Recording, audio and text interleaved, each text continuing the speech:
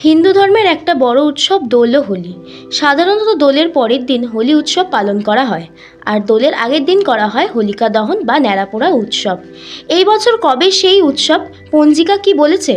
এই দোলযাত্রা উৎসবে শ্রীকৃষ্ণ ও রাধারানীর ঐশ্বরিক প্রেমলীলার উদযাপন করা হয়।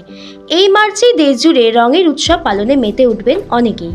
তার আগে অবশ্য অনেকেই মনে করেন একটি প্রশ্ন জেগেছে, তা হলো এবছর কবে পড়ছে হোলি, আর কোন দিনই বা দোলযাত্রা।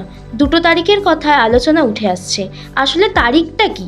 এবছর রঙের উৎসব পালিত হবে 14ই মার্চ। পূর্ণিমা তিথি শুরু হবে 13ই মার্চ সকাল 10টা বেজে 35 মিনিট থেকে, আর শেষ হবে 14ই মার্চ 12টা বেজে 23 মিনিটে। হোলি আসলে দুদিন ধরে পালিত হয়। প্রথম দিন হোলিকা দহন হয়, যা এবছর হবে 13ই মার্চ, আর দ্বিতীয় দিন রং খেলা হয়, যাকে বেশিরভাগ মানুষ হোলি বলে থাকেন। সকলে রং দিয়ে, আবির দিয়ে, পিচকারি দিয়ে মজায় মেতে ওঠেন। সঙ্গে থাকে মিষ্টি ঠান্ডায়ের মতো খাবার পানীয়, তার সঙ্গে হালকা গান এবং খুশিতে নাচ।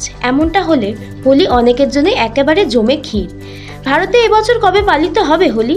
এবছর 13ই মার্চ হোলিকা দহন হবে। হোলিকার আগের রাতে এটি পালন করার চল রয়েছে।